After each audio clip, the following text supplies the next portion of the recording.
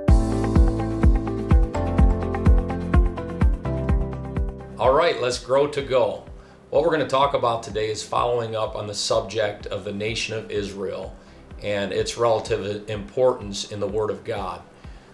When we talk about Israel, we can potentially mean a number of different things.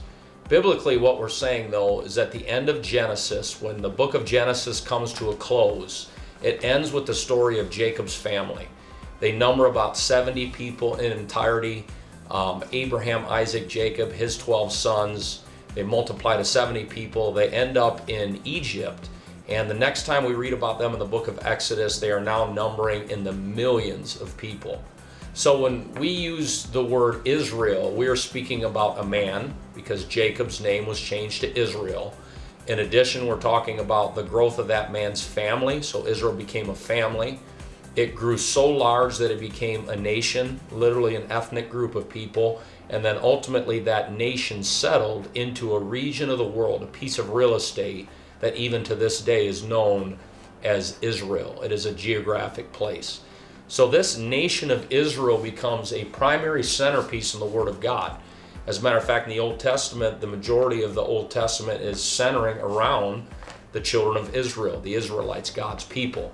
So as we look forward in the Word of God, this is where the word Jew, Hebrew, it comes from Judah.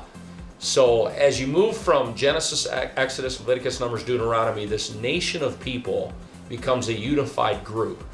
And as we move forward in the books of the Bible, such as Samuel, 1st and 2nd Kings, and Chronicles, it lays out for us the chronological order of Israel's history. In the beginning, when they desired a king, their first king was a man by the name of Saul. He reigned for 40 years. And then you have David, who follows him. He reigns for 40 years. Solomon, his son, reigns for 40 years. So we have 120 years of a united kingdom of Israel. Unfortunately, a young, kind of cocky, upstart leader rises to the occasion after Solomon. He doesn't handle God's people wisely. And ultimately, the nation of Israel becomes divided into two parts. The northern part is still known as Israel. Its capital is in Samaria. The southern part is known as Judah, and its capital is in Jerusalem. So the majority of the Old Testament is now dealing with this group of people that lives in Israel, known as the Israelites. So when you read in the Old Testament, the major and the minor prophets, Isaiah, Jeremiah, Ezekiel, Daniel, Malachi, all of these are Old Testament prophets that are writing to the people of God, the Hebrews, the Israelites.